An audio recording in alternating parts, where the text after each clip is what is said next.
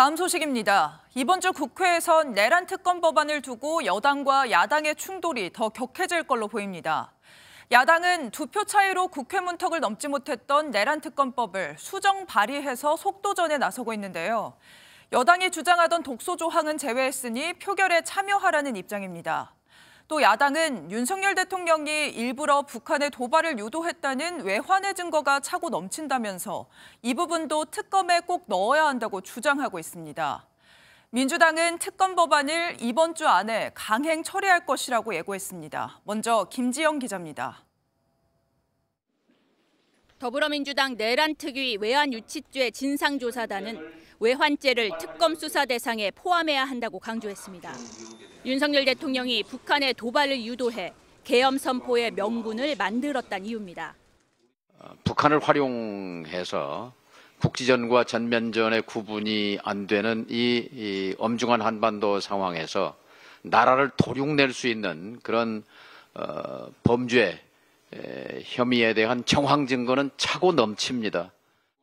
민주당은 지난해 4월 여당이 총선에서 패배한 이후 북한 군사도발 유도 움직임은 더욱 빨라졌다고 주장했습니다. 4월 총선 이후 대북 전단 살포가 본격화되자 5월 말부터는 북한 오물풍선이 처음 등장하기 시작했고 서로 상승작용을 일으킨 것입니다.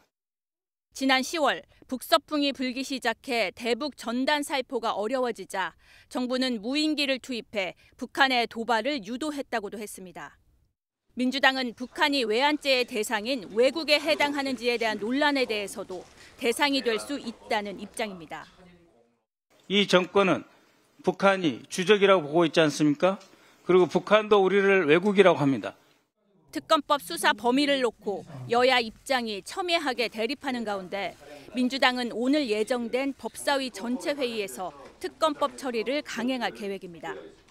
이후 이르면 내일, 늦어도 16일에는 본회의를 열어 내란 특검법을 의결할 방침입니다.